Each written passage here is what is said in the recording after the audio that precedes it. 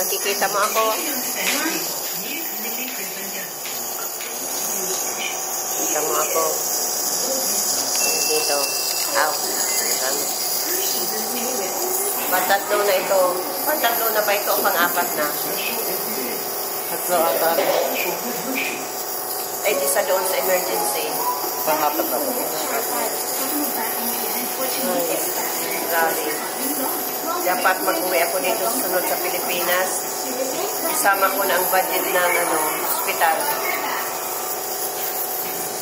Kasi, bakit kaya kapag nauwi akong Pilipinas, hindi maiwasan na ako ma-hospital?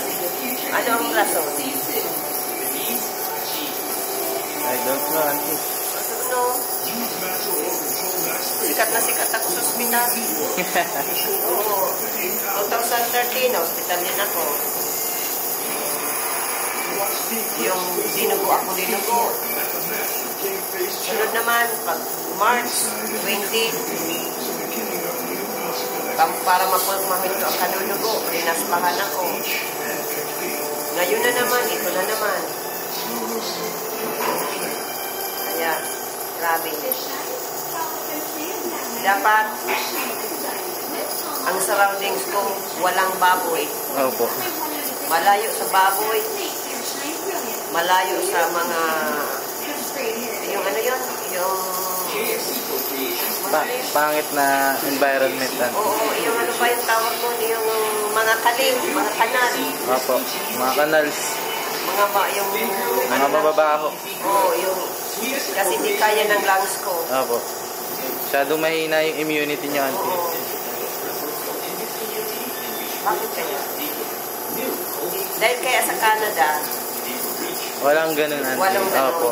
Kaya po Wala nasanay po kayo doon. wala doon. Ay, nasanay ba naman ako na doon? Over 30 years na sa Canada. Opo. Na walang naamoy na tangkad. Walang kali. Yung pag nainit na baho. Walang amoy ng daga na pag nabubulok. Opo. Walang amoy na yung mga guts ng mga ano ba yan yung kinain ng mga yan anong tawag nun? Naman loob.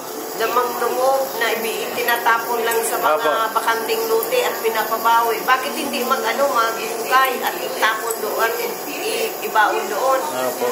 Walang Yun. ganun.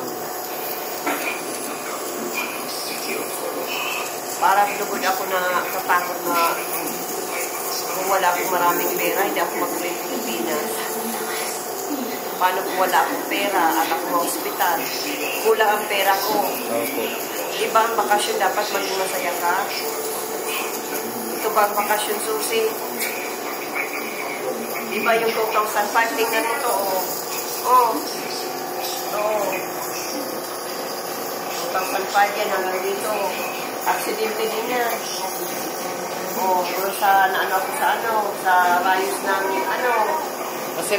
Sinemento yan, auntie. Hindi nga, bawal na sa akin ang mataas na na takot. So, paano yan?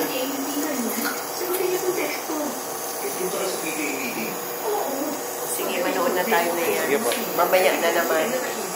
Ay,